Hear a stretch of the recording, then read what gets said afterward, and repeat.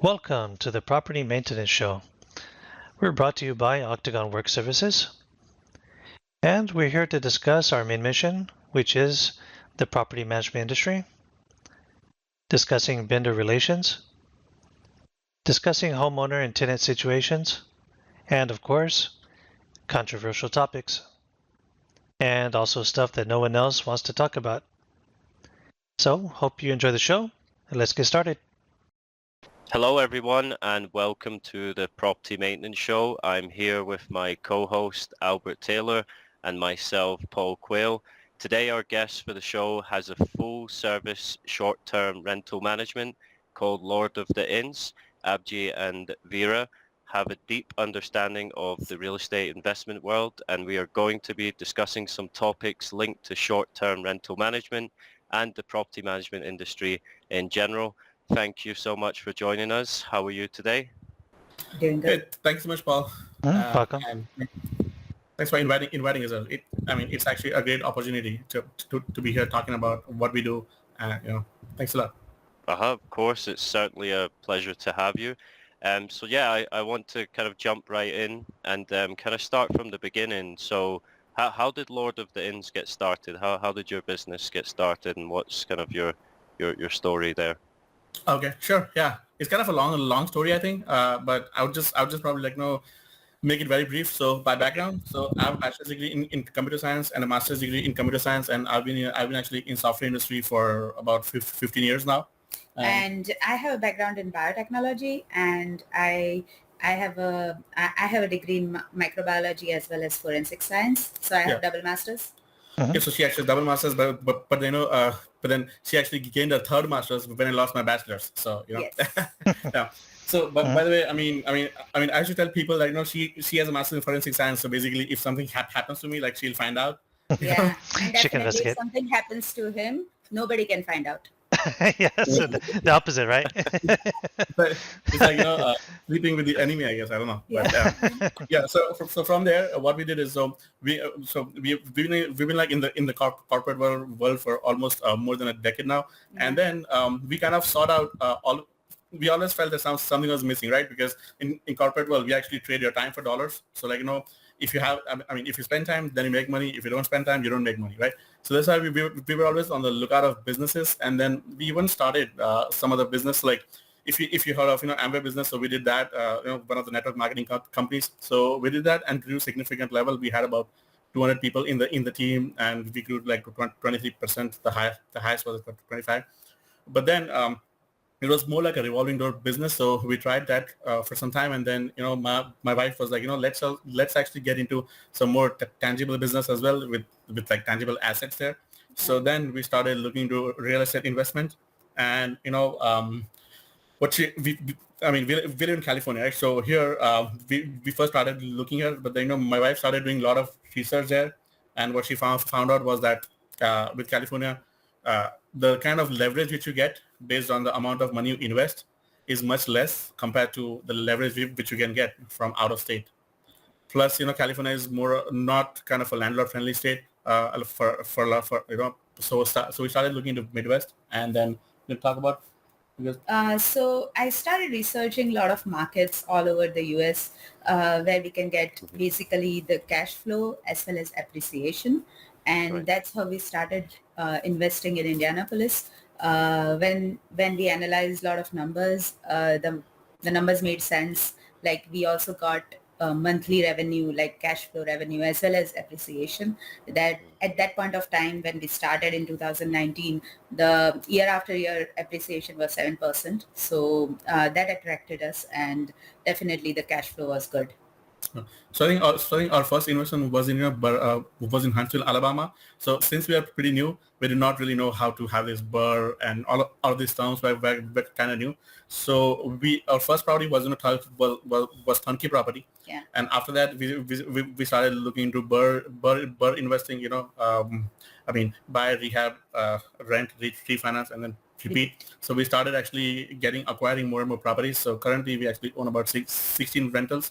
And we actually have, it's a combination of long-term rentals, short-term rentals, medium-term rentals, and we actually have duplexes, sevenplexes, and all that. So after that, I'll talk about a lot of things. So for the long-term rentals, we were actually giving it out to property management. But then for the short-term rentals, we saw that it has a huge potential. We actually make 3 times more cash flow compared to long-term rentals. So we also saw that there is potential in also doing property management for that, because you kind of make a significant amount of cash flow. So that's when we started learning more about short-term rental investing and management and all, and that's how a lot of the ins was born, where we started with operating our own properties. Yeah. And we love to host guests at our place too. Like, oh, yeah. Our home is never ever empty. Like during the summertime, some of the other friends are visiting, so we always like to host guests at our place. So this kind of click with us, like our personalities, and we love to interact with guests. So that's how a lot of the ins came into picture. Right. So yeah, we handle all the interaction with guests. We handle all the management part of it. So yeah. Yeah, we love doing it. Yep.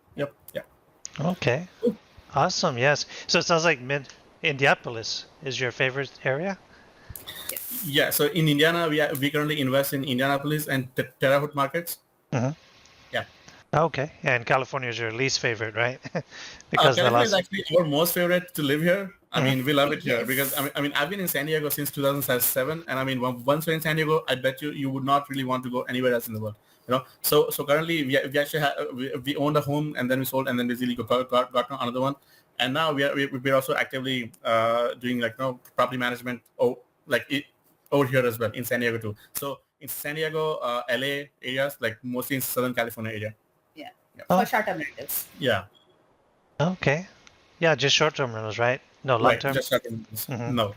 Okay. All right. So that sounds like the Airbnb type rentals, or is that other types? Yeah, so so for short-term rentals, it would be Airbnb, VRBO, Expedia, Booking.com, Google Vacation Rentals, and Direct Booking. So we actually market there. And for medium-term rentals, we actually market through various different channels, and like Furnish Finders, ALE Solutions, and then a lot of others. And then what we do is that we also have boots on the ground. Like we now have established teams in San Diego, in California, as well as Indiana. So what we do is that we also offer home bus services. So with home bus services, basically, let's say that some people who are already doing who are doing short-term property rental management, but they don't really have anybody to boots on the ground to kind of check how their place is. So we provide exterior interior inspection, and then all of those HVAC filters, battery checks, interior, and then mail package retrieval, and basically cleaning services and furniture assembly and whatever they need, like house calls and all that. So we also provide those in addition to the property management too. Oh, okay, that's a good service. Yeah, me and Paul, we had a hard time with those types of services before. Right. Actually getting somebody to the property to look at That's it. That's true. Mm-hmm. Yeah. And plus, you don't really rely. So one thing which we saw is that when we had a property manager earlier, they always say that things are going fine, but actually they aren't. So you really need some kind of a third party there who is not really vested in your revenues. So that's how it really helps. Yeah. Okay. Yes. Mm-hmm. Yeah. Super helpful for the turnover. I know me and Paul, we went back and forth on how to make turnovers easier. So, right. Yes. Right. Yes, it's a challenge. Yeah, during our time in the maintenance department, unit turnovers was quite a difficult process. Like, for example, when a tenant moves out and then it's vacant, it's trying to get it market ready in the quickest time. Normally they put an objection of 14 days, but that never happened. They could never get it ready within that time frame. It'd be 3 weeks, and then eventually it's market ready, or 4. It's quite a challenge there. Yeah, that's I think one of the things which we really like about short-term rental is the turnover time is actually a matter of hours. And thing is that it's actually more lucrative for the homeowner too. So on our website, if you go to lordoftheins.com, we have actually mentioned all the reasons why somebody should really partner as a short-term rental. And then one of the reasons there is you won't believe, but it's actually less wear and tear. So what happens is with long-term tenants, they actually put a lot of wear and tear on your flooring, on your appliances, utilities, everywhere, right? But with short-term rental, we actually have regular cleaning, like almost on every turn, so your properties are always sparkling new. Plus, we also have a lot of damage insurance. So basically, with the damage insurance, if something goes wrong with like some of the properties there, we already have insurance policies in place which will actually replace anything damaged or broken, or it really helps. Yeah. So yeah, that's like really good. Okay. So does that mean if, for example, if something has been damaged, that it goes through the insurance company? That's what I was going to ask. Yeah. Yeah. So that, yeah, okay. So let me actually explain a bit more detail, right? Because I think that's actually very confusing for a lot of new investors and people who don't really have short-term rentals. So one thing what we do from the beginning is we work with like a lot of investors, like apart from doing property management. So when we got really started, we had so much interest from our friends that, hey, how are you guys doing it? Especially sitting here in California, how are you actually managing long term, right? Because out of the 16 properties, like until 2 days ago, when I just came back from Indiana trip, out of 16, I'd only seen two properties in person. The rest of the 14, like I did not even see them, right? So we actually helped our friends to kind of analyze the markets, and we also help them take through the process of how to go about as a new investor, go through purchase, go through the rehab part, go through furnishing part, and go through the listing part. So we take them through the entire journey, and then to answer question about damages, right? So that's actually one of the concerns, because people think that, hey, there's a lot of guests coming and going. How come there's less damage? So one of the big reasons for that is, so we market on, I'll just give you two examples. We market on Airbnb and VRBO. Now Airbnb has $1 million of damage coverage, right? So anybody who actually goes there and basically damage some furniture or whatever in the property, we have the cleaners who take photos. Then we have we have a team of virtual assistants who actually manage all the guest communications, and also work with the cleaners, work with our maintenance team. So what we do is that we actually file an air cover. So basically Airbnb has its own air cover insurance. So we file that, and then Airbnb will actually reimburse reimburse any damages. Plus, like with VRBO, they do have some damage coverage, but sometimes it's not really worth it. So for both of them, what we do is that we have short-term rental insurance companies which actually do damage protection up to like $3,000. So the main benefit of that is, when you file a claim with these companies, they don't really involve guests at all. So let's say when you say, hey, this particular bed or sofa got damaged, I actually take some pictures, give to the company, then without even interacting with the guest, they will just refund me whatever the damage was for that particular portion. Right. So that is like one of the very, very useful things. So that way we are able to make sure that the tenant, the owner, is not really losing money on his furnishings and on the property. Yeah. And then one other thing which we see is that, so we have the PMS software, the property management software, right? So let's say we use uplisting. Then the property management software also have their own protect plans. So let's say we have that protect plan. So what they do is that, apart from screening the guest, they actually put a hold on their credit card for up to 14 days, so that anything we report during that time frame, we can actually charge the guest even after he has gone. And then one of the good things which we really liked is, in long-term rental, even though we had background checks, we inevitably saw that the guest would always damage the property. Tenant would always damage the property there. But with the short-term rental, we have a detailed screening process, right? So we do have a background check for the short-term, for the Airbnb, VRBO, they already have reviews and the profile and all.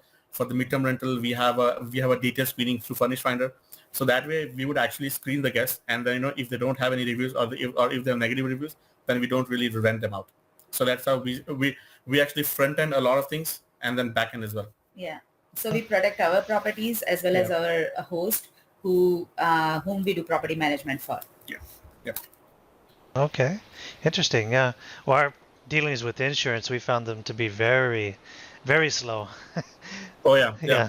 So that is actually with the liability coverage. When you deal with them, they are always super slow. Yeah. But these are the short-term rental exclusive ones, which will really cover damages effectively. Yeah, and they are pretty fast in responding. Like we haven't had any issues recovering our money. Oh, that's Yeah. good. Yeah. Yeah. I know every time we heard insurance, we're like, oh no, please. Yeah. No. Yes. Yeah. I mean, we do have some horror stories with long-term insurance, you know. Oh yeah. Yeah. Like, Yeah. like I remember when we started this when we acquired this duplex in Indianapolis. So one tenant is really good. She's still there. She's been there since 20 years, never missed a payment. I mean, God bless her. And then in the other duplex side, we had a tenant who was a Section 8 tenant. So it's Section 8, if people don't know, is basically when you have when you fall under a certain income level, the government pays for your housing, a portion. It can be 50%, 70%, or 90%, or 100%. So that particular guest was on disability, and we inherited him, and he was only supposed to pay 20%, which was like hardly $150. And he had like 9-10 cats in the property, right? So what happened was within like 6 months, as soon as he saw that the ownership has changed, he stopped paying his portion. So basically the government kept paying, but then he stopped paying. So after like 6 months or so, we had to evict him. And then I don't know what kind of psychological problem he had, that when a contractor went in to actually turn over the apartment, he saw 9 dead cats in the basement. Oh. So what the guy did was, before he left the property, he actually poisoned all of his pet cats, and they were actually dead. And the whole complex was actually just smelling like crazy. Yeah, it was like one of the worst nightmares which we had there. So then we kind of had the rehab and everything done. Yeah. So that was like one of the things. And second thing which we kind of saw, we were actually kind of lucky. So is that I would say that we started investing in Indy in October of 2021. And then we had a property manager there who was already managing 300 plus units. Okay. Now that property manager was very reputed in the entire Indy area. A lot of our investor friends, they had like 50, 60 properties with them. We just started with them in October. And in November, we got to know that that guy had actually embezzled $250,000 worth of security deposits of his investors. Oh no. And I mean, we also lost money. We only lost about $500, but I mean, a lot of our friends, they lost like 50, 60K worth of security deposits. So I mean, we've actually had our share of people, nightmares there. But yeah, our share of nightmares and horror stories in long-term rental, definitely. Yeah. So that's why we love short-term rentals, because we control a lot of things, there. Yeah. So, yeah. Wow, that is a bad experience. Yeah. Yeah. So kind of going back to kind of the maintenance on short-term rentals. So let me kind of give an example, right? Let's say maybe an appliance is not working. Do they still have kind of a place where they log in and submit a work order or a service request? So with short-term rental, you don't really need any of that. Okay. Here's how it works, right? So we only have platforms, right? OTA platforms. So Airbnb and VRBO, they are, and then Expedia, Booking.com, all of that. And then we also have Google Vacation Rental, and then we have direct booking websites. So basically, all these platforms, what we do, we manage them through a channel manager and through a PMS software. It's called property management software. So there are several property management softwares available. Like Uplisting is one of them which we use. Then there is Guesty, then Hospitable, Ownerres, several others, right? So with that, what happens is you can actually maintain a common calendar, a channel across all the websites. So basically, let's say that if there's a booking in VRBO, then Airbnb calendar would also be blocked for those days, so that there's no double booking, right? So now since the booking are handled now, and then we have a team of VAs who actually do all the guest communications 24/7. So we actually have several VAs covering 8-hour shifts, and that's how it works. And that's really a lot of other property managers, they don't really have like 24-hour support. Like some of them, they have only VAs for a couple of hours during the day, and then they try to take over some at night. But we have 24/7 support.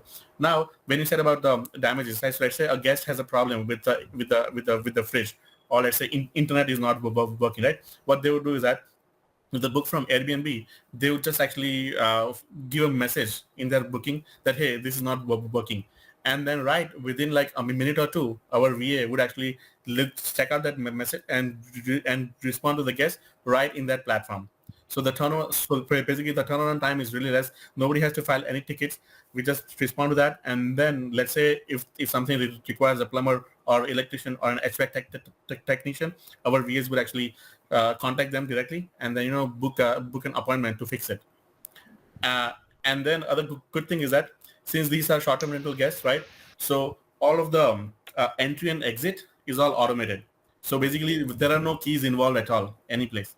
Right. Everything is like automated in terms of the lock codes are automatically generated. So let's say a guest has booked for 2 nights, then the lock code will his lock code will be uniquely generated from Right. 3 p.m. his check-in time until 11 a.m. of his checkout time. That lock code would only work during that time, and then we actually have different lock codes for our cleaners, for our handyman, and all that. So that way, all of the repairs and stuff will happen in parallel without disturbing the guests. So if let's say a guest puts a complaint about some maintenance issue and they are not available, but our maintenance guy has his own code, he can go into the property, fix that issue, and the guest will be able to just come back again and the issue will be fixed. And everything runs smoothly. So our VA has all the standard operating procedure. We have developed standard operating procedures for all the majority of maintenance issues or maintenance issues till now, whatever we have got. And we keep on adding to those standard operating procedure as and when we have them, so that we try to maintain a format where we can respond to guests effectively when such issues generate in future. Yeah. And we also take guest permission too. Sorry, I mean that's one last thing, because some guests, let's say, might not be comfortable. They probably have a pet in there or probably kids there. So if the guest allows us, then we send the person, or else the guest say, hey, just send him during this time frame. Then we make sure that the handyman goes during that time. Yeah. Okay. Do you still require the homeowner's approval? So for example, when you're sending like a handyman in there, are they providing an estimate to tell the homeowner? That's a good question, actually. That's a good question. So what we do here is we want to, when we do full service short-term rental management, we want to take over as much responsibility as we can from the homeowner, right? So until the repair is below $500, we do not even involve the homeowner. What we do is that we do go in, make the repair, and then we just actually charge it back to the homeowner when we do their monthly reports, when we actually send them their cash flow revenue and all that. So we just deduct it from there. If something is, let's say, the whole unit is flooded and basically we have like several $1,000s of expense, then at that time we actually speak with the homeowner. We take the property off platform for that time, and basically the homeowner has to then deal with insurance and all to basically get going. We just had one other example. Like we had this like giant tree. Like we had a lot of thunderstorms here, and basically that tree was kind of fell off, So this giant tree was in between two property lines. So just the removal of that part, some people quoted 5,000, some people quoted 14,000 and all. So for those kind of expenses, we don't really do it without owner's approval. We actually involve them. Then what we do is that we also involve the neighbors. So we actually approach the neighbors of that property as well, and basically try to cut a deal. And basically then we had both of them chip in, basically the owner and the neighbor chip in, and then reduce owner's expense by 50%. So okay, but that can be tricky. Yeah, I've done one of those. Oh, yeah. The neighbor's like, I don't know, it's the other tree, it's the other guy's tree, and you're like, well, kind of on your property. Do you remember, Albert? We dealt with a lot of those like trees. There was a big storm, and one of them was actually on Thanksgiving. Oh man! And trying to get someone out there. Oh yeah, that's true. That was a big challenge because it actually fell on the neighbor's house, like on their roof. Luckily, it didn't actually like cave in the whole building, but it was just sitting on top of the roof, and that was quite a process. Wow. And you're right; they are roughly between $5,000 up to $7,000 to actually remove the tree or either cut down the tree is another one as well. Plus we have a roof expense, I mean, if it actually fell in the roof. Like right now, I just came from India, right? We have like one problem going on there where a neighbor's tree fell on our fence. So right now there's like a tree branches there in the backyard, plus fence is broken, and and there is no house in the neighbor's street. So like there is nobody living there. Oh. It's neighbor's lot. The house had burned down years ago. So we are right now in the process of dealing with insurance and basically tracking down the owner and trying to get them to pay. But yeah, so it's always never-ending fun with property management. Yes. Yeah. What's good, Yeah. you deal with people, and it can be good, Right. but there are some Yeah. very, very difficult situations. Right. Yeah. Right. Yeah. All right. Right. So I was going to ask, I guess, have you ever had to deal with a difficult guest? And if so, how did you resolve it, and what did you learn from that experience? Yeah. So as I said about these two guests which we had for the long-term rental, the cat killer guy, and then some other tenants.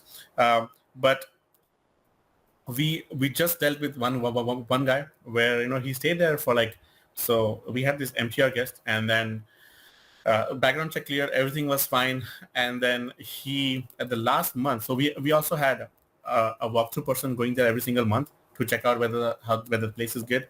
So then in the last month, what he did is he had his company paying all the rents and stuff. So he actually did not pay that rent for the last month and trashed the property completely. So what he did is he actually kept the food items and all in the house. So sodas and other chips and all that, the trash and stuff. So when the last day was there, and then when our property manager walkthrough person went there, right? So he actually found mice in the whole apartment. Oh. So that was really, really bad, because after that what we had to do was we had a deep clean schedule, but the deep clean would not really take care of this, right? So then we had to end up cancel one of our bookings. So we already had a booking coming up two days after. So what we did is we already had 4 short-term rentals in that area. So then we had to actually move that guest to a different property, and that's how they kind of we still continue their renting. But in these times, right? So what we really have is, despite, one thing is that walkthrough is something which we always do for the guests we stay for a long time. But now we also make sure that all of the expenses which they incur, all of the damages which they have. So we then ensure that all of those are piled up. We have 30 days to actually notify. So we're gonna charge them on their credit. Plus, then we can also involve another insurance, basically the property damage insurance waiver, and basically they're gonna actually refund us a lot for those that damages too. So at least we are secure on that part. But it's a constant learning curve. So, but yeah. So in short-term rental, surprisingly, we have found that majority of guests are really, really good. Yeah. They understand that it's somebody else's property, and people like us, like small business owners like us, we are there to manage it. So it's not a big company or something. So they are very understanding and they are very cooperative. But yeah, there are always some people everywhere, right? Some people who will always have complaints for everything. So I particularly remember when there was a huge thunderstorm in Terre Haute, and all of our properties were affected with blackout because there was no light. There was no light in the whole city. And 2 of the property had amazing guests. They were telling us, as a guest, they were telling us, okay, don't worry about us. We'll find something here. There is no water, but we'll make do. And we refunded them money, because we see that they are also suffering. But there was one guest in that thunderstorm also started complaining about, okay, there is no lights, you should pay us for the hotel, and you should pay us for this, you should pay us for this. So there are different kind of people you'll find always. But thankfully I've seen that people are good. Guests are, majority of the times, are good, and they understand that this is a small business owner and this is their property and they should treat it with respect. So yeah. So just to confirm, when we had thunderstorm, so we had actually taken the properties off for that particular days, but these were the guests which are already in which are already in the properties when this thing happened. Yes. So basically even they did not have anywhere to go, and in one of the properties we actually had well water, and because there was no electricity, there was no water too. And that guest was from Florida, so he just said, you know what, don't worry about it. This happens in Florida all the time. So we actually shipped them gallon, I think 30-40 gallons of water, drinking water, and then all those some of the snacks, and then flashlights and everything there. And the guest gave us 5-star reviews after that, even though he was in thunderstorm. Yeah, so some people are really, really nice, and fortunate to have those. Yeah. Yeah, for the short-term rentals, yeah. Yeah. Yeah. The long-term rentals are, I think. Long-term rentals are these. Yeah, they're we not deal the same. with a lot of people. Yeah. Yeah, that's it. Sounds like, yeah, that's pretty interesting. I didn't know that about short-term. Yeah, and just to be clear, right? So basically, for all the long-term rentals, we don't really manage them. We actually giving it out to our property managers because it's not really it's not really a great return of investment for our time. We would rather invest in getting more co-hosting deals, management deals for short-term rentals. Right. Okay. Yeah, definitely. All right. So what's your thoughts on the real estate investment in California in 2023? Yeah, it's for 2020. So you're talking with short-term rentals, it's actually a really great return. So, we have like the place where we live in San Diego is a vacation place, and I mean, as San Diego State University is actually top 10 party schools, So with San Diego, we see there's like ocean view as well as mountain view properties. Then there's vineyards. So there is like a huge demand here, and that's the reason we have in San Diego there's a lot of restrictions, right? For example, we have this Mission Beach and those areas where the government does not even allow to have any more short-term rentals. So so we have this tier-based system, like tier 1, tier 2, and tier 3. So you got to really get a permit. The owner has to get a permit to do a short-term rental there, and it's actually very, very regulated, right? But the return of investment on those is actually pretty high. Like you would have annual revenues of more than $100,000 on the properties here in San Diego. So for California, I would definitely recommend. A lot of people have seen they do arbitrage deals as well. So basically, I'm not sure if people let you know about arbitrage. So with arbitrage, what happens is, let's say let's say you have a property in California, and then you don't want to deal with any of the headaches of guest communications, management, dealing with maintenance issues and all that, right? So what you do is that you would actually you would still want more rent than a long-term rental. So what you do is that you'd actually furnish a property, put in all the TVs, couches, beds, and whatever, and then somebody, let's say people like us who do like short-term rental investment and stuff, we would actually take over your property, and then we would actually sign a lease with you, right? So on our website, we have actually listed as a fixed income program. So with fixed income program, what happens is, let's say as a regular long-term rental, you would make a rent of $4,000 a month, but then with arbitrage, you would actually charge a rent of $6,000 a month. And then we would actually take over that property from you, and then we would pay $6,000 a month every single month, and then we would manage the property, and basically we would obviously make a lot more. Let's say that we're gonna make about $150K on that property, right? So from $150K, we would give you $6K a month, which is like $72,000 a month, and then we keep the rest as profit. So that's kind of arbitrage deal a lot of people do. Then there is another kind of deals which we do is like partnership deal, where we actually have the person, who is the owner, who wants to make more money, right? Who wants to like get in the profits too, and maybe share the losses too, right? So then at that time we make a deal of 25-75 or 20-80 percentages, where we keep the 20 or 25 percentage, and the homeowner gets like 75 to 80% of the revenue.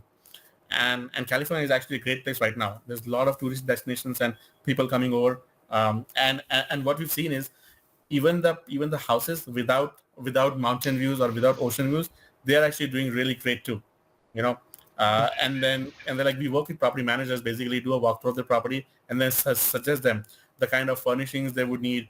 Let's say would they need a pool or a hot tub or whatever, and then we help them maximize the revenues there. In fact, on our website, a lot of the ins.com, we actually give free property analysis too.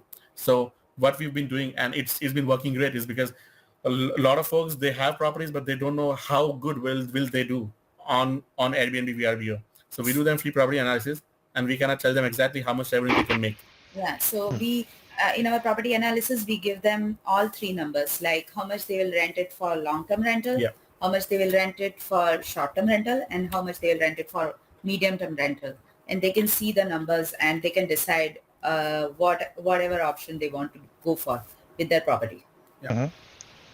Yeah. All right. So yeah, California definitely. Coming to your question, California is a great market for Mhm. short-term rental and medium-term rental, and I see a lot of potential here because the temperature is year-round really good. So there is no season where you can't travel in California. So yeah, of course, yeah, the short-term rentals are really great, and medium-term rentals are coming really strong in this market. I really feel that San Diego people are spoiled. Like we have this basic range of 65 to 85. Yes. Anything like beyond that is too hot, or anything below that is too cold for us. Yes.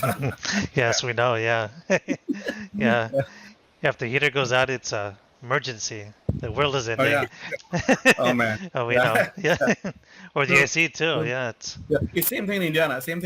It snows there, and I mean, if the heater goes out, that's a true emergency. Yes. Plus, there is issue about pipes bursting and all that. If you don't maintain the proper temperature, when the property is unoccupied, you run the risk of pipes freezing over and all that. So yeah. Okay. Do you ever have homeowners asking for maybe an inspection of their property, like every 6 months, for example, like to get updates? Even they want to inspect their property. Or you send someone to do an inspection and send them an inspection report. Does that happen in short-term rentals?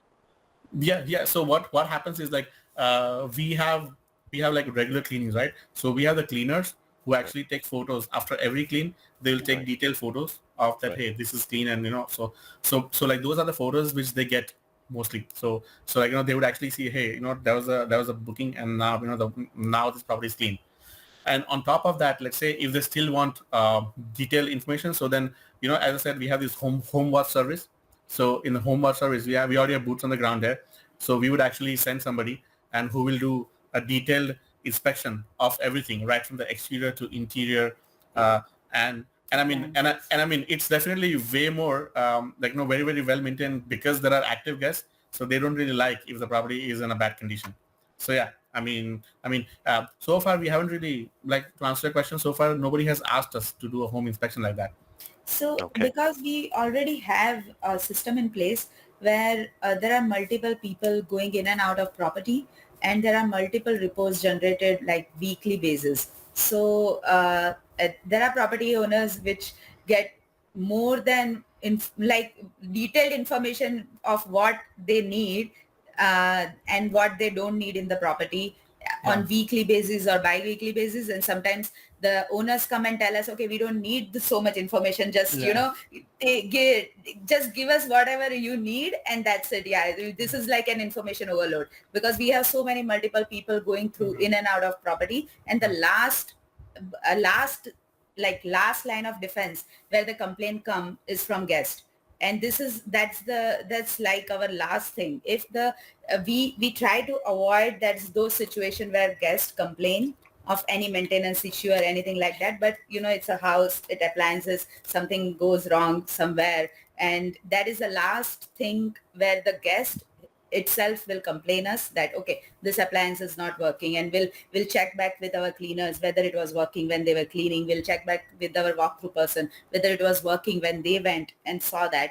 And if those things are yes, and if it went when the guest was there, then we send the maintenance person and we take care of it immediately. So we have multiple layers of inspection before the guest comes, and that's how we maintain the property and we give all the information. All right. No, it's very good information to know. I know our knowledge is residential, so it's really good to learn about short-term rentals. Yeah. It's a lot of fun. I do have a question, right? Maybe to get your thoughts on this. So I know in the real estate market, right, there was 3 banks that crashed, right? And it kind of put a scare in the property management industry, like for people to buy homes. Do you think like this year in 2023, like people have been buying more homes, or do you feel it's going down, or do you feel it might go up? Because I know if homeowners are going to buy homes and become a first-time homeowner, maybe they want to change their property into a short-term rental, I know your service provides that. Do you Right. think like that's going to affect things, or do you think that's going to go up and people are going to be buying more? Yeah. You want to take it? Yeah. Yeah, so definitely the trends of buying home, especially in California, I have seen slowing it down because of the interest rate. So since last 2 or 3 years, there was like a really good interest rate which people were getting 1%, 2%, 3% interest rate on buying homes, and suddenly now they are paying 7%, 8%. So the market is slowing down for the home buyers, but Right. it's still profitable because a lot of homeowners who have bought in last 3 years where the interest rate was very low have a lot of equity in the homes. They can just take a HELOC and they can just ride it through, like give it to a short-term rental management company like us, and they can have a good rental income on that. So definitely the trends of home buying is going a little bit slow or plateaued, but I haven't seen like a really drop like 2008 or 2009. That's not coming because people are sitting in a lot of equity in the home. Mhm. And then to Yeah. add, we like 2 points we wanted to add. So uh, one thing we always like teach our investors is that, you know, because a lot of people in California, they've come across and told me is that, you know what, hey, I'm buying this property. I know that it doesn't really cash flow right now much, but, you know, I'm just waiting on the appreciation. So what they do is that they end up buying a property and they are actually negative $500, $800 right from the get-go. And now, you know, you do not really buy a deal like that. You know, you have to buy it with which makes profit upfront, right? So even in this market with the interest rates which are like 8%, it has definitely affected the purchase affordability. Yes. But we actually teach our investors, like right now we actually work with two of them. We are going through properties. We have actually canceled like several of them, you know, skipped several of them. So we are right now looking for value add opportunities now, you know, where we can actually purchase it, burn it, and then, you know, refinance it. So those kind of properties will still make money when we actually buy the deal, right? Yeah. And the second thing which we've seen with short-term rentals is that during 2021, like as soon as pandemic kind of ended, 2021 actually seen a humongous growth in short-term rental industry because, you know, people were cooped up in their houses and suddenly they started going out. So if you see, I can probably like share one of the images. I don't know, but, you know, there's like one image I want to actually just show it to you where, you know, it will actually tell you the ADR or like, you know, the average revenue and stuff. Let me share the entire screen. In there, you will see, like, I don't know, can you guys see my screen here? Mhm. So Yes. in this one, so 2021 was the year Yeah. where, you know, everybody started seeing a lot of income potential, you know. So if you see here, the income kind of jumped, you know, all the way to like average daily rates, and, you know, the occupancy and all kind of jumped a lot there. So now what happened was people got used to, people thought, you know what, STRs will always make that much money. But then until 2022 third quarter, they were actually seeing a lot of revenue. But then now in 2023, they're actually seeing a slowdown here. Now, mind you that pre-pandemic, it was actually whatever growth we had, the current growth is actually more than that, but it's nowhere near the 2022, you know. So now we have to like tell investors as well to be like more you know, conservative in those numbers, saying that, you know what, that you're not gonna, that you won't see in 2023, you won't see that much growth. But it has certainly, overall short-term rental market has increased because now there are more number of properties going on. So let's say in here there were only 1 million, right? Now there are 1.4 million listings. So that way there are more properties. So bookings have gone on an average more, but due to the number of properties, the average income has reduced a little bit, right? So that's like one of the realities, you know, which we just actually tell our people to come take a look at. So I would say to answer a question, the new interest rates have definitely affected the affordability, but if we make the deal right, you can be profitable right from the get-go. And, you know, right now the growth is still there. It's not aggressive growth, but growth is still there, like around like 5.7% compared to last year. So it's still a great time to actually get in the short-term rental investment market. Yeah. Mhm. Okay. Yeah, great. Yeah. So there are more homes on the market then. Yeah, Yeah. that's actually, yeah, because everybody is now getting into there, you know, they want to actually get more and more, which also is a good thing because now there's more competition, you know, people are making sure that, you know, that we have that your home stands out. And that's like one of the services which actually we provide. So on the lot of things, the website, we say that we also help people design and furnish their properties so that it stands out as a luxury rental compared to the neighboring properties. So we have like professional designers and all who come in and basically do that sort of thing. Okay, so a little bit more investment, but a bigger return. Yes. Oh yes.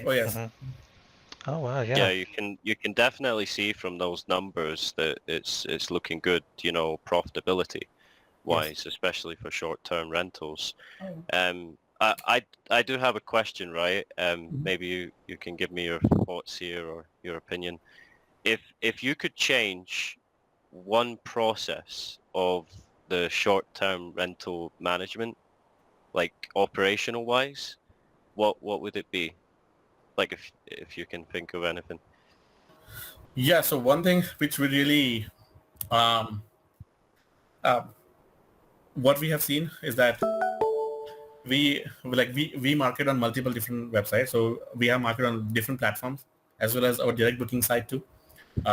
So one thing which we've seen is that when these platforms, big platforms, right, let's say Airbnb, VRBO, they change something in their algorithm, right? So we earlier had one issue where the property actually go from page 1 to like page 5, 6, or 10 or something like that, and that really impacts your bookings. Yes. So now there are also several other tools which you can use like RankBreeze and IntelliHost and all that, where you can actually see your ranking and tweak around. So basically, you tweak your photos, you tweak your descriptions, and that's how you can see an increase in rankings. But that's like one of the things which is kind of not in your control because the these big companies, they have like millions of houses, so they actually take a look at how their overall business works. So we would actually want to have our goal is to get more and more direct bookings. So like we already have a bookyarding.com direct booking website.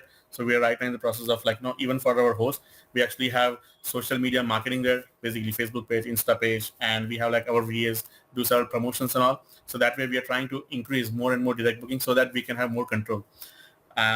And plus we have like a lot of recurring guests. So people who actually have stayed at the property. So we also offer them more and more discounts. So they keep on coming, and we have like a lot of word of mouth referrals too.